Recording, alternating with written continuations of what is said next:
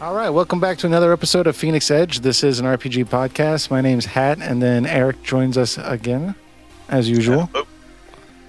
And today we're going to be doing a topic-based episode. Next week we're going to be covering Final Fantasy 13, hopefully. Eric, that's like probably if Final Fantasy 15 is your favorite game, then Final Fantasy 13 is like your second favorite, right? I wouldn't say I have that much, favoritism feeling like I do with 15 with 13, but yeah. Yes, I have my share of comments for that game also. Cool. Yeah, I mean, I've gone through it a couple times now, so I feel pretty good about it. But I've been watching, like on YouTube, like a little movie version of all the cutscenes, just so I can make sure I don't say anything embarrassing next week about the plot. So I feel like I'm getting... The game's pretty embarrassing itself, so I don't see how much more you could do to it. Yeah, well, at least it's not the worst birthday ever, right? But anyways, so today we're going to be talking about the Xbox One X. I believe that's coming out. I think I saw on Amazon where they're going to be available on November 14th. So I think it's right around that time frame you can buy them. Does that sound about right? I think so. I haven't really been keeping up with it, so kind of going by your word on it. Okay, cool. That sounds right to me. So, and then also after that, we're going to be talking about Xenoblade Chronicles 2. Eric has a couple thoughts on that, and kind of interested to hear that. And then from there, we're going to be going to talking about Final Fantasy 15 DLC that's coming out soon. So we're going to have episode Ignis. And on November 15th, hopefully, Square Enix doesn't delay it again. And we have Final Fantasy 15 Comrades, the multiplayer game. And, that's going to be the day after this episode. So, I got the season pass, so I'll get it for free anyways. Well, not really for free. I paid for it about a year ago almost.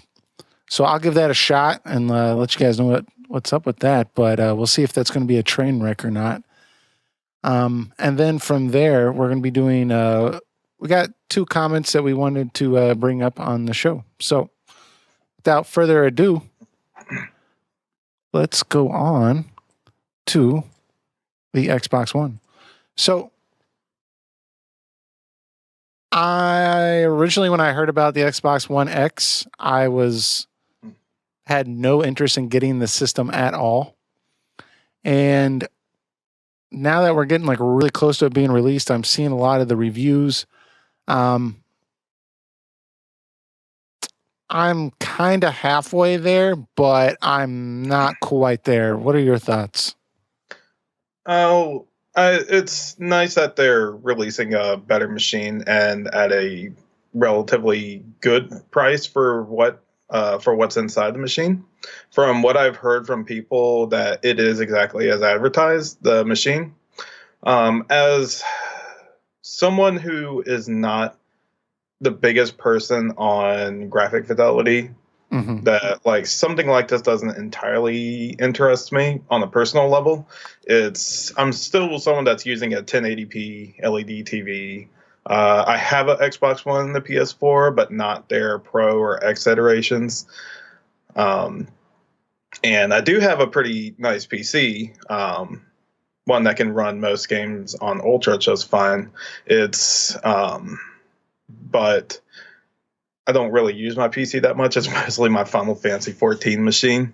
And then I mostly play stuff on like my PS4 just because I like physical copies. And on top of that, I'm not the biggest on graphic fidelity. As long as the game runs well, that's mostly my thing. But I will say, for what it is, from what I heard, it's a very good device.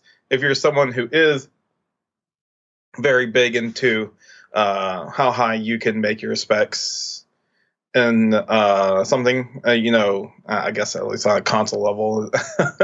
I'm thinking about it, saying that, I'm like, oh, then you might as well get a PC. But if you're someone that wants a 4K experience with a console on your TV that's 4K, then yes, it's definitely a worthwhile system to get. It's I think it's comparable more or the more powerful than the PS4 Pro, but I think they're still within each other that they can still, dish out what people are looking for in a 4K experience. Sure. So, yeah, I guess it's hard to say anything really negative about it. I mean, it's just there. Well, I mean, like with me, I'm looking at it, and for what you're getting, you would be hard pressed to get a PC with what the Xbox One X can do for $500, right? So it is a good price for what it can do. But my question is like, who's their target audience for this? Because it seems like they're going for that like hardcore gamer that would probably already have a PC that can do everything the system can do.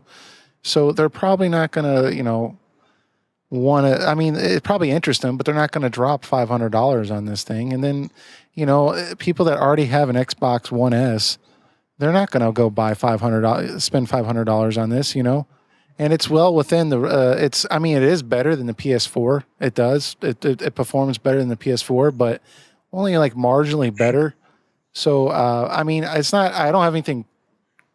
As far as criticism goes, like I can't really criticize it other than the fact that like it seems like there's no exclusive games for it. So like no one's utilizing the potential of it. So besides like, I think that there was like a racing game and then like a Disney game or something. And that was like the extent of thus far. So, I mean, maybe if they like drop the price eventually down to like 380 and then I started seeing games that were like completely like on a different caliber than, the PS4 Pro, then that might get me. But I mean, I don't even have a 4K TV, so like for me to like really get into this system, it would be a substantial financial commitment. I mean, I would have to spend quite a bit of money on a new 4K TV, which I kind of already want to do anyways. But and then I'd have to spend $500 on the system. It doesn't come with games. The hard drive's only a gigabyte, or not a gigabyte, a terabyte. So I'd have to buy all physical games. I mean, when I see screenshots and like, or not screenshots, when I see like video of, how much better like Halo 5 looks and stuff like that, it excites me, but I haven't seen anything that like makes me want to go pre-order this thing, Yeah, I think it goes after two different types of audiences. I think one is towards their core audience, their core Xbox audience, who likely will jump. Who does not live in Japan. Yeah, who does not live in Japan. It's mostly a Western audience. The Xbox sells well too. And the other one is new audience, because they're going to very clearly be selling the Xbox One X the most they can to people. But I think they're kind of doing like a casual core hybrid type of setup here. They have the Xbox One S for much cheaper, and I think they're going to sell that to people who just want some kind of console in their house and they don't really care about the specs. So more towards the casual audience. Right. And the Xbox One X hitting the core audience of Xbox and potential new core audience from like jumping from like either from PS4 or like you're just wanting to get into hardcore gaming and it's a nice box to get. But that sounds good on paper, but my only problem is they don't have any games. Like they have games, but like when you compare that to the catalog that the PlayStation 4 has, like it doesn't even compare, Yeah, that's Microsoft's biggest issue right now is they don't have strong exclusivity to their devices. And on top of that, they're making it optional for PC, their first party titles. Sure. So it's kind of, I mean, I guess as someone like you and me, it's a little baffling to get one. But someone who's casual will, everyday average person will go get one, just a console, just not deal with the PC stuff. Right. But I think like a really core gamer is going to be like, might as well get a PC of all the games that I want. But again, though, it's third parties a thing also. And if you don't have a PS4 or an Xbox One, and like the Xbox One X is an option, I mean, third party Microsoft does well enough in. But if you're someone that's like a JRPG player, like yourself and I, then Xbox again is not a very welcoming console in that regard. I mean, you got your core ones like Final Fantasy and other major AAA JRPGs, but you're not getting like those more like AA titles. Yeah. Well, I mean, if anybody that's listening is wondering what we're talking about with that, from what I understand, like if you go to Japan and you try to find an Xbox console anywhere, like they're pretty hard to find. And especially to get games and such, like you pretty much have to go to like a big city like Tokyo or something like that to actually find an Xbox. From what I've been seeing with the sales numbers, it's done really poor there. So yeah, if you're in the JRPGs, then I would, Xbox One X is probably not going to be anything new in that regard. Besides, like you said, the huge blockbuster hits like the Final Fantasy and stuff like that. But Japan, well, Microsoft pretty much gave up on Japan for the most part because they really tried with the 360 with all the JRPGs they brought in. Yeah, and, like they even put Tales of Vesperia on the 360 burst before putting it on the PS3 in Japan, and that's like the most they've ever sold an Xbox console over there. Sure, to my knowledge, unless someone can point up like another significant time to Xbox sold very well. Microsoft even didn't they help fund Lost Odyssey with Sakaguchi? They kind of pulled him away from Square. Not that, yeah, I believe they were the publishers. Yeah, so I mean, I'm not trying to say like I think it was a nail in the coffin, like he would have done it regardless. But, anyways, so yeah, they were trying, but it just didn't work out. But anyways, one thing I did see with the Xbox One X that I did want to bring up that I thought was really cool was. Microsoft has said they worked really hard on making this like really easy for like if a game comes out on like a PS4 and then the Xbox One S, they have this like patch that just all the developer has to do is patch their game, and it apparently just I don't know the correct word here, but it improves the visual quality of it quite a lot, and it actually does a really good job. And what's cool about that is I was seeing where they're releasing a lot of their old games that came out on the 360, and then they're showing off like, hey, all we did was patch this. We didn't do anything else to the game. So we didn't go in there with people and like, make a remaster of it. It's just a patch that they apply to like every game. And they have games like Fallout 3 and some of their older games that, it came out on other systems too, but it looks a lot better. I was surprised. So is it mostly the scaling? Yeah, that's about it. I mean, when I say it looks a lot better, it looks a lot better when I tell you that they didn't do anything to it.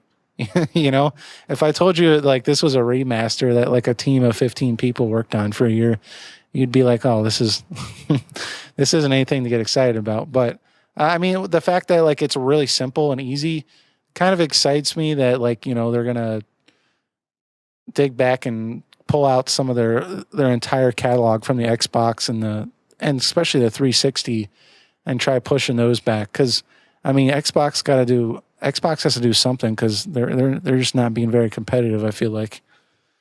Yeah, a little bit, but I know they're at least trying to be as consumer friendly as possible with it. The whole DRM fiasco that they had when the Xbox One first launched did them no favors. Thankfully, they remedied that before the console came out, but that really made them trip over themselves, like right when the race started. Sure. And they received a lot of criticism over the years for having an underpowered machine compared to the PS4 and PC, and because of that, they were losing a lot. A lot of people jumped ship from Xbox to PlayStation also. So I guess this is simply their response to, the Xbox One is just not powerful enough to handle anything. It's like, well, now it will be. And what I think is as long as they are making games for the X and the regular, or like making sure that they're, you can pick up the game and not worry about being exclusive to one, then, I'm very okay with them going that direction. Sure. I mean, I think it's a good direction they're going overall. Yeah. Yeah, I mean, the only thing I've seen people say is like, oh, like this thing's once game developers are able to like really tap into the power of this thing, you're going to see some amazing games. And I like the idea of that. It's just I don't feel like that's going to happen as long as they're not getting very many exclusive titles. So, but we'll see. It's not out yet. It seems like it's got a little bit of hype behind it. So maybe it'll do well. I don't know. Maybe this time next year we'll be sitting here thinking, man, we were idiots. This Xbox One X is awesome. So. You know what? I really do hope that's the case, because there's one thing I always favor, and that's competition in the industry. Mm-hmm. And if Sony, Microsoft, and Nintendo are all making each other, stay on their toes, then, that's very good in my book. I support all three. I want all three to make the right decisions, and I will definitely criticize them when they make the wrong decisions. But overall, I want all of them to succeed. Yeah, me too. I mean, as competition will breed excellence. So, yeah. All right. You have any final thoughts, or you want to move on to Xenoblade? Keep going strong, Phil Spencer. All right. So now we have Xenoblade Chronicles 2. Now, I've only played from this universe. I played Xenogears, and then I played Xenosaga, the first one. And outside of that, I haven't played any of the others. And from what I understand, is these games are pretty much like you don't have to play Xenogears or Xenosaga or any of the other Xeno games to really understand what's going on in these games, right? No, you don't. It makes no references to them at all. So it's kind of like Final Fantasy, or like you don't have to play Final Fantasy 6 to play 7. Yeah, the most similarity to it is that there are some, from what I read, there are some X Square employees who are part of Monolith Soft, who made the first game and the Xenoblade X and the upcoming Xenoblade 2.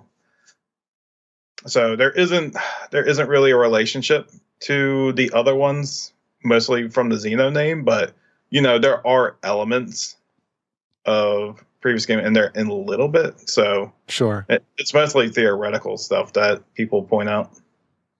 Yeah, it seems like from what I've seen, and I'm not an expert on the world at all, or any of the games, but it seems like from what I've seen, like the only way you're gonna like really pick up on it is maybe if you're either like seriously like hardcore into one of the other games, or you're reading a forum post or something like that. So it doesn't seem like you're not gonna get the plot because you didn't play one of the other games. But I was looking at a lot of the gameplay for this game, and it's one thing I really liked was the variety of locations and just like how fun it looked like it would be to like explore everything around. It looked like really bright and just vibrant, and just a lot of different monsters and such, and like it looked like a really cool place to get wrapped up in. Has that been your experience with the first one, or the first game? I'll try to put it as lightly as I can. Okay. Is definitely the best, in my opinion, the best JRPG to come out of that generation between the Wii 360 and PS3. Okay. That one comes right on top for me. They did. This was like in the era where like JRPGs were like really like not doing so great. Mm-hmm. This one comes in and just like blows everything out of the water. Like I feel like it had like a mostly original concept, a very fun, likable cast of characters, beautiful art direction, very solid combat system. And the game was like very long and very engaging, never felt boring. And like everything about it was so right, and I loved it. And now with Xenoblade 2 coming, and I can talk about Xenoblade X in a minute, but because I'm the very opposite of that for Xeno X. But for Xenoblade 2, everything looks great on it so far. Graphically, it looks beautiful. Definitely for a Switch game, that is, man, that game just looks like really good. Yeah, I was really impressed. Yeah, and the story looks interesting enough. It's mostly your main character Rex discovers, I believe her name is Pyra, Yeah, that's what I've seen a lot. For Pyra. reasons I don't know yet, they probably explained it in the direct, but I didn't. I try to prevent the story stuff as much as possible. Is that they're trying to find like a paradise called Elysium. Okay. And that's like the start of the story. Now, with these games, there's at least the Xenoblade Chronicles games. It's kind of different in that like you'll have like people like living on like creatures' backs or something like that. Is that right? It's not like from the game. The first game takes place on two Titans, which are like living beings. Are so big that they're like the size of like a country. Okay. Each one, and people are like living on them. Each one. I'm sorry, what was that? And people are like living on them, like literally living on them, right? Yeah, they have colonies and everything built on them. That's crazy. But that's just like so far out there that like I kind of like that stuff, like where it's just so nuts, where it's just like, okay, like I'm getting wrapped up in this because it's different than anything I've seen. So does this one have anything to do with the first one at all, or is that a completely different universe as well? I believe it's completely different. Okay, so I read, but now it still takes place like on a Titan like being. Oh, okay. I believe, but it doesn't have ties to Xenoblade 1 from to my knowledge. Cool. Yeah, I was looking up some research or a little bit of what I could before this podcast, and it seems kind of interesting how they made this game and that they actually did the localization during development of the game while they were writing the Japanese. They also had somebody there to localize it like on the spot. Instead of usually what they do is they finish the game in Japanese, then they send it to the team to localize it after it's completely done. They just kind of did it at the same time. So it'll be really interesting to see in that regard if that turned out well, because that's pretty different, you know?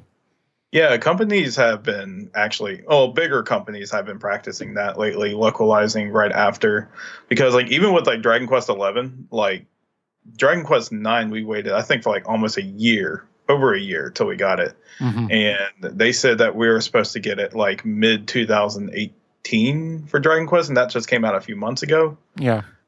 So that's a lot sooner than I expected. I was planning on them for like delaying a long time, but yeah, a lot of companies are practicing this localized while you go. They definitely did it with Final Fantasy 15 with the worldwide release. So, that's very awesome that they have the technology and time and resources to do that. Yeah, I like anything that'll kind of speed it up and it'll still be quality. I was kind of trying to get a feel from the battle system with the gameplay and everything, but it reminds me of a Tales game in that like it looks like it's like kind of action based where like each like triangle, square, X, and circle are kind of mapped out to a specific ability, and you kind of go through combat like that, and then you have your side characters which are your companions that are AI. Is that kind of how the first one went, or? The first one you could actually compare to like Final Fantasy 12 MMO hybrid type system. Oh, okay.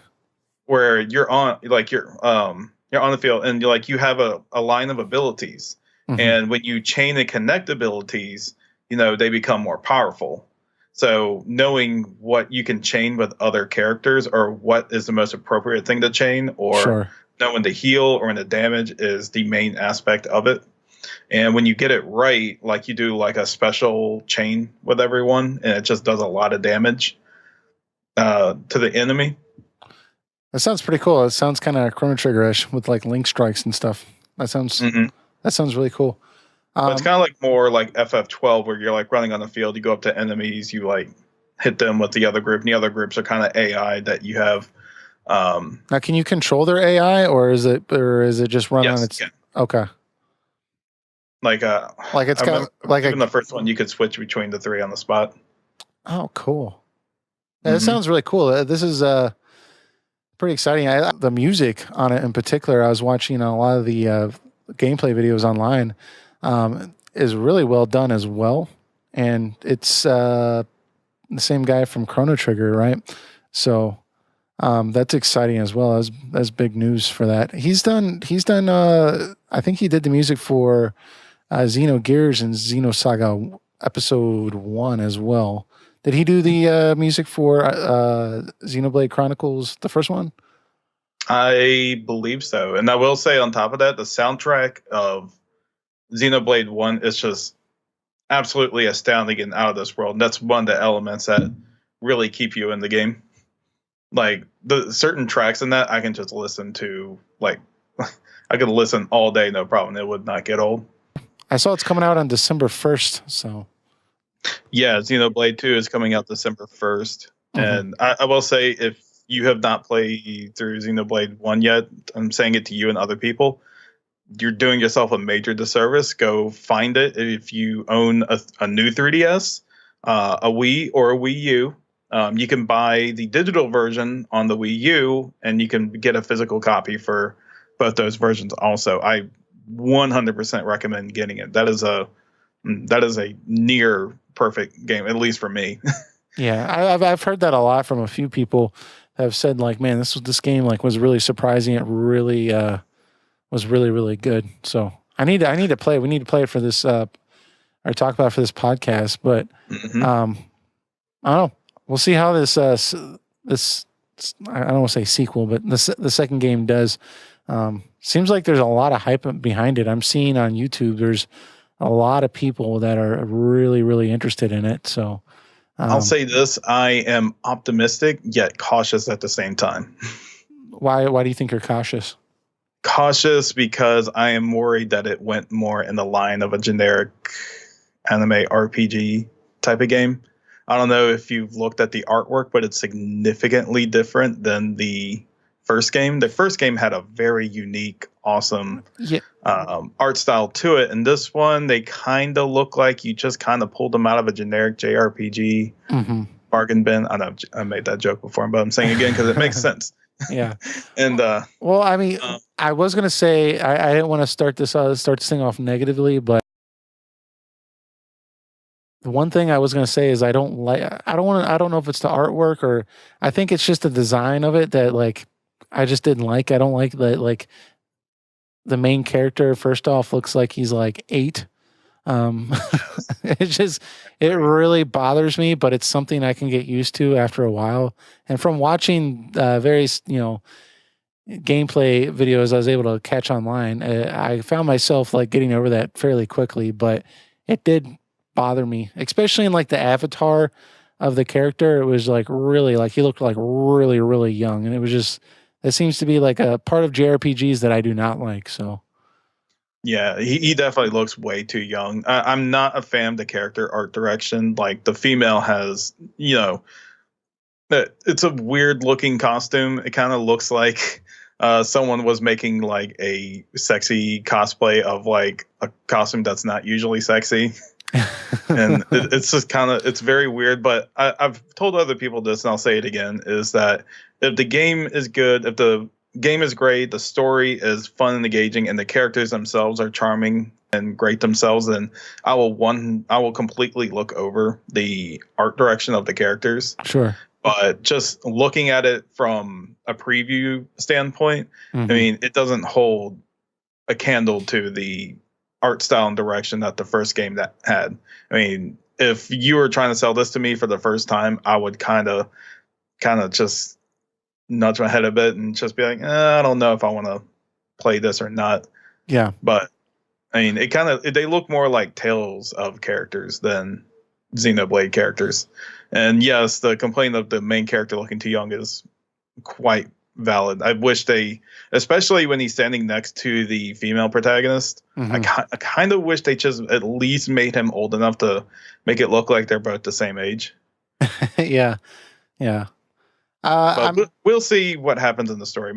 I'll see the context of everything before I completely call it out. Yeah. Well, I mean, me being such an RPG fan, I think I would have picked this up anyways, just because, the Switch is a new console, and really, like, the only thing you got on there now is, I guess you got a couple of RPGs. You got Breath of the Wild. They re-released I Am Setsuna on there. You got, this game's coming out. Is there any other RPGs on there that I'm not thinking of? I know there's a few. Not on top of my head. Xenoblade 2 is going to be I think it's going to be the first original Switch RPG. Yeah, because I know they've done some, like they have it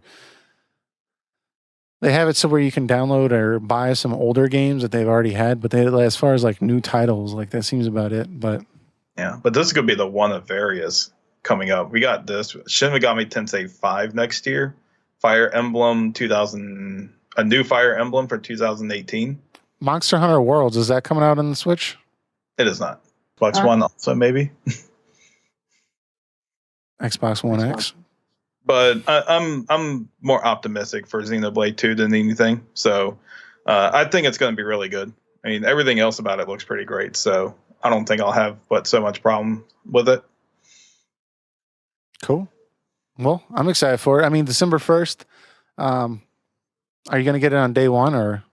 Day one. Very cool. You have to let us know how you're off the cuff remarks with it. All right, let's go ahead and move on to Final Fantasy 15 episode Ignis. I believe this is coming out December 13th. Somebody can correct me if I'm wrong. They released a trailer a couple weeks ago. We haven't had a chance really to talk about it. However, it's about 2.5 minutes long. It's got a ton of spoilers in it if you haven't played the game. We're going to be spoiling that game anyways right here because it's going to be hard to ignore. But I'm not going to lie. I watched the trailer and I kind of want to play this DLC. I'm not necessarily sure if I want to play it, but I am interested to know the plot point of how he became blind and how Ravis,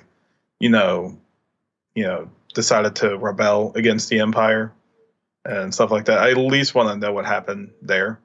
I mean, for the previous DLCs, I was interested enough to know what happened. Sure. I mean, I guess I'll just play it for the sake of, just experiencing it myself and not through someone else on YouTube. But, I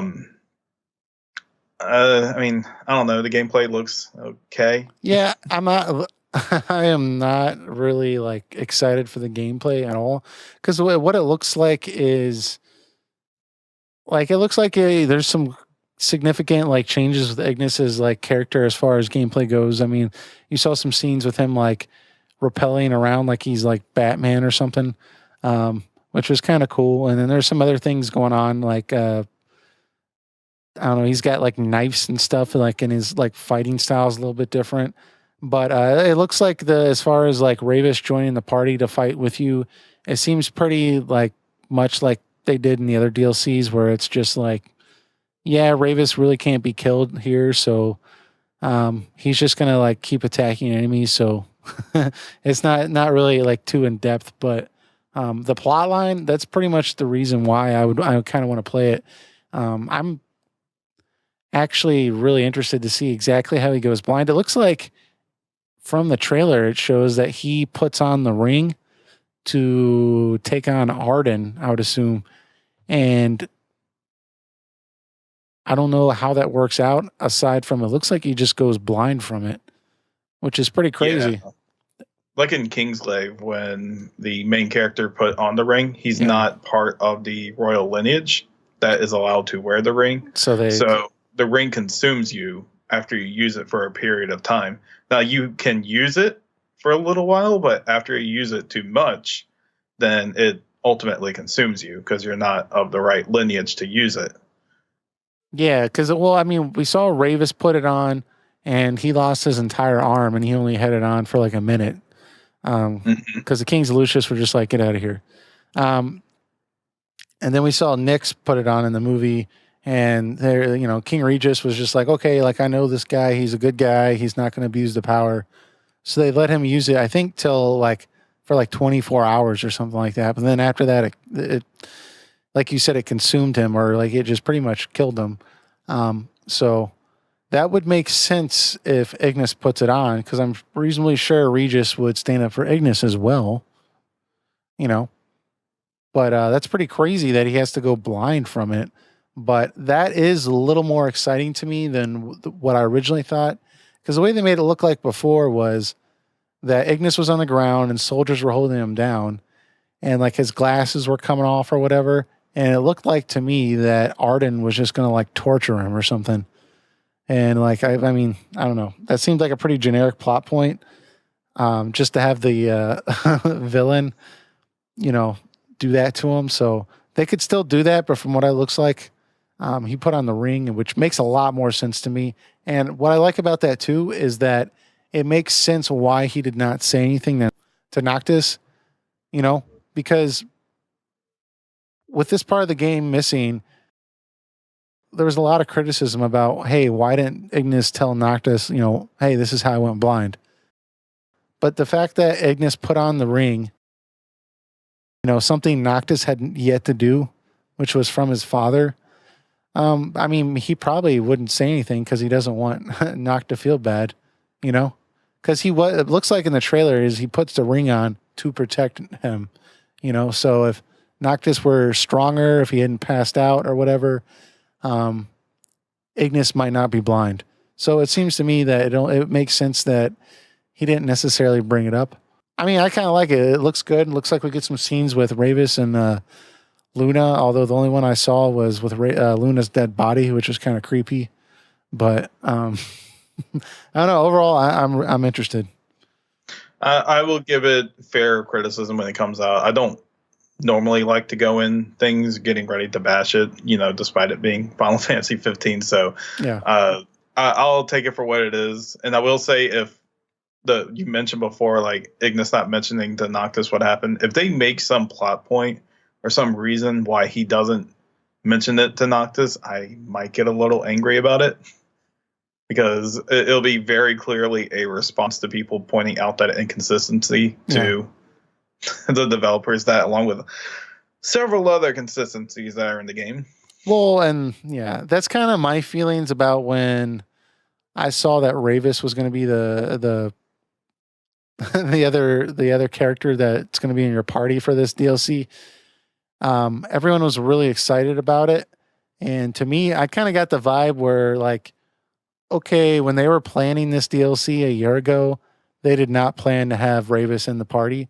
But now that they've gotten so much criticism about that character, it feels almost like they're like, okay, let's find a way for him to be in there. And it does kind of work out, but it'll be interesting how it works, because I believe when they redid Chapter 13 and they have some scenes with Ignis, and it's revealed to the player that, hey, Ravis switched sides, like Ignis says something like, oh, I wonder what changed his mind, or something like that. So like it's kind of weird that like Ignis knew this entire time. Yeah. Well, remember last year they said that they admitted that they didn't give Ravis the screen time that they wanted to, and that they were going to add scenes with him. Maybe this is their response by adding Ravis into the Ignis DLC. Sure. Yeah. No, I mean, they did add. They added like they did add for free over this whole year. They added like maybe like 20 seconds more of Ravis time, which was pretty lackluster from what fans are expecting. So maybe this is the response to it. So it seems like he gets some decent camera time. So it's going to be really cool. I'm hoping that at some point they release Final Fantasy 15 like complete with all these episodes interwoven into the story. Because right now, if you play Final Fantasy 15 and you get up to like the part where Prompto falls off the train, or Gladio leaves, like you would have to exit the game and then go click on the DLC. It doesn't prompt you to like, hey, do you want to do this now? So they need to finish the game first to make it a complete edition. Yeah, it just seems baffling to me that it just seems baffling to me that like if you buy a DLC, they don't stick it in the story where it was missing. But I think I've heard a rumor that they're planning on doing like some kind of patch, at least for the Gladio part, that's going to interwove that into it. I think the Prompto one it's a little more difficult because there's not really a good spot to stick that in, because there are spoilers in the DLC for later in the game. But I don't know. I'm assuming by the time they finish all these DLCs and everything, it's going to be a dramatically different game. But I don't know. We'll see.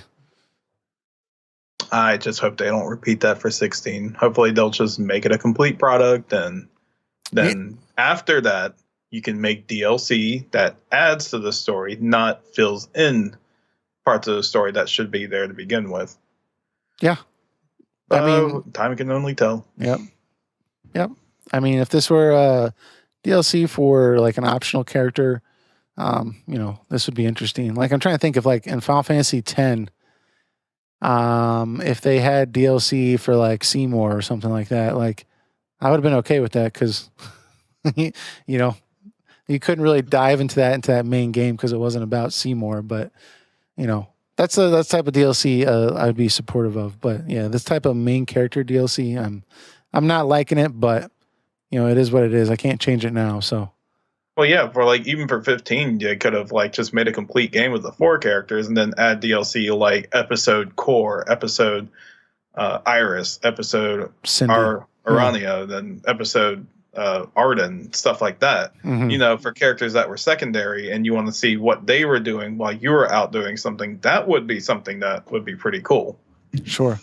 Yeah, and it's not like directly needed to enjoy the main story. Yeah, exactly. That's exactly how I feel.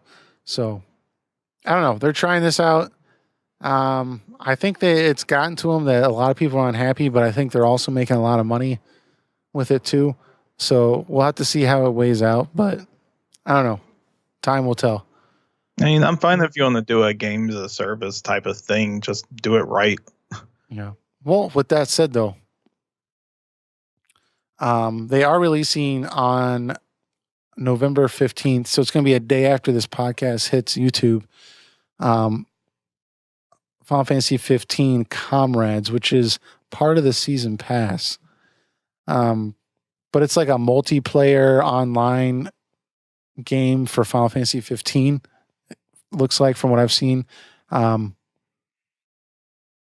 honestly I've been watching because IGN and a couple other companies have gotten early versions of this and they've been streaming it and everything. And I've been watching the gameplay of it. And I don't think it just, there's something about it that just does not look very, very good. I mean, I could see the appeal behind it, but I didn't see any unique classes. I saw everyone basically everyone's Noctis. Not the character model isn't Noctis, but the play style, everyone's doing the same stuff Noctis did. So it just doesn't seem like there's very much variety.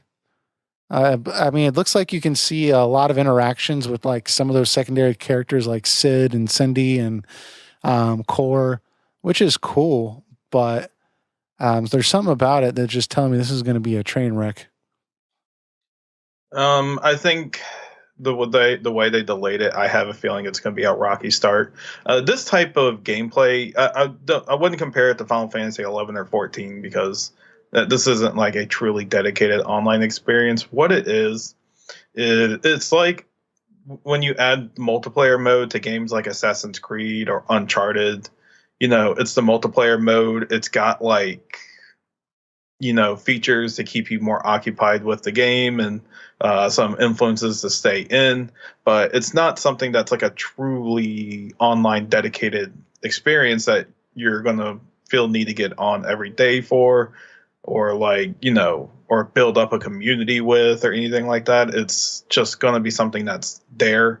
You can find people to, group with and do something, but I don't think it's going to be anything special. I don't think where people are going to be, on it for a very long time. I think it's just going to have, just enough content to keep you on the game a little longer. Yeah, I mean, it looks like I doubt they'll update it that much. Yeah, it looks like you can design your own character. I mean, you can go on quests. You can do little quests, and you get to talk with some of the characters from the game, like the guy that looks like the guy from Lost, the photographer guy that's always waving himself. It looks like you can do some interactions with that guy and Cindy, and I'll give it a shot because I already paid for it. I have no reason not to. But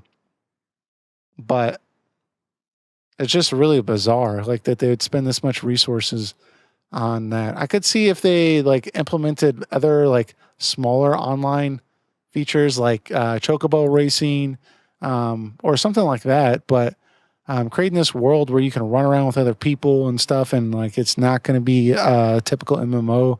It's really weird, but it might be really popular. Who knows? Yeah, I mean, I could always be wrong. Just the way everything. I've seen this like too many times. I think it's going to be very rocky at the start. It's going to be a lot of complaints. They're going to fix it enough, and people will consider it serviceable. Mm-hmm. And I don't think necessarily in the gameplay itself or anything. I think just the way the quest structure and everything is going to be set up, I think it's probably going to get boring and monotonous really quick. Just from what I've seen, I could be very wrong. They may have made a fantastic online experience, but well, what I'm seeing, I very much have my doubts. You know what I'm predicting? This is what's going to happen. The reaction is going to be very much the same to when Final Fantasy 15 came out. People are going to play it, and then they're going to be like, "This is all it is," and then Square's going to come and be like, "Oh, well, don't worry. Like later, we got plans. Like we're gonna release expansions for this." So it's like there's going to be like barely any story content, and then, Square's just going to release some more expansions later. So I don't know. You're probably right. It's probably going to be really rocky, but I don't know. It comes out on hopefully the 15th. They've already delayed it once, I think twice actually. So, but right now it's supposed to come out on the 15th. So I'll give it a shot then for a couple hours, see if I like it. I will not be on it. unless it's getting like rave reviews, right? If there's something that I have to get on and try it, if someone can convince me, maybe. But current plan is no. You know what gets me the most about it when I look at it, that just gives me this bad feeling, is when I look at the character running animations, they're the most boring like running animations I've ever seen. Like the arms like barely move, like the head kind of wobbles to the left and the right. And I'm just like, dude, you guys put like no effort into this. I don't want to say they didn't work hard. I'm sure like they were under like significant time restraints with like a skeleton crew, but I just like when I'm looking at it, I'm just like, I don't know. But let's see. Let's go to those comments. Now we had two comments that were kind of one was a correction, one was a question. So we thought we would just talk about it on the podcast. So first one was on our episode 2 of our Final Fantasy 15 gameplay. We were talking about the summons or the aeons, right? And we were saying that we don't believe that Shiva was anything outside of just being cutscene specific at the end of the game, right? Because I never got her to pop up at all in the game. So somebody, Edge Zors, that's his name, at least online, he said that that was actually not cutscene specific summons, that they just came so late that you didn't really get to use them. So I did not know that. I appreciate the correction there, but have you heard that Shiva can be a actual summon that you can use? I'm not surprised. I mean, I personally didn't see it, which is kind of weird because I nearly 100% that game. Yeah. And not once did I see it was always like Ramu or something else. I always saw Ramu for stuff. And I don't doubt him at all. He's, he's likely very right. Just, I mean, my personal experience, I didn't see it. I don't recall ever doubting it either. Just from my own experience, I never saw her. Yeah. Her or Leviathan be used. Yeah. It was just, he does mention Leviathan as well. I did get a point where I was able to use Leviathan, if I remember correctly, outside of the forced times. But yeah, I never got Shiva, but Like, yeah, I totally don't have any reason to doubt it. Like you said, that's cool. I just wish it had happened more often, but at the same time, I understand because summoning a god in that game was literally like summoning a god. Like the battle would just be over. So Yeah, but thanks for the comment. The more you know now. yeah, thanks.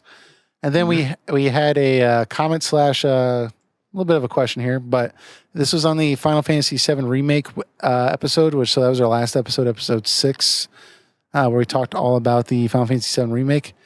But this person's name is Josh. He said, you brought up what you guys may think they'll do regarding moving area to area. He's talking about when we were talking about how we're going to travel in Final Fantasy VII. So he said, I haven't played Final Fantasy 15, but from what I saw, they drive a car to get around. Correct me if I'm wrong, but did they use a sponsored car in the game? Like, was it an Audi? I believe it was, right? You mean the Regalia in 15? Yeah, wasn't it? Wasn't it like... I'm not entirely sure. I'm kind of car illiterate, so you might know better than me. Yeah, I'm pretty sure it was.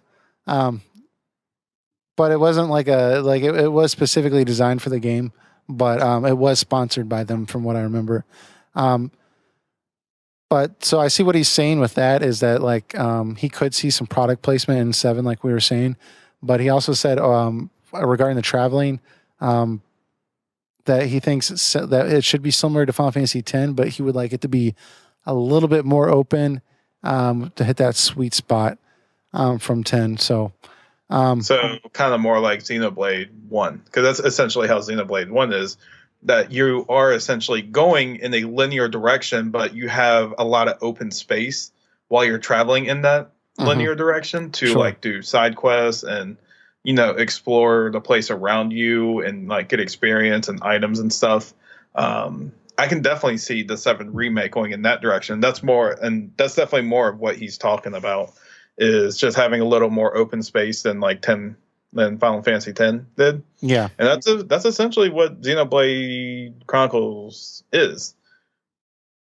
Yeah, I mean, I think if they can find that sweet spot where it's like, hey, we don't have to go to extremes here, right? So Square's been doing that lately, especially with the Final Fantasy games, where they're like, okay, let's go super, super linear, or let's go super, super open.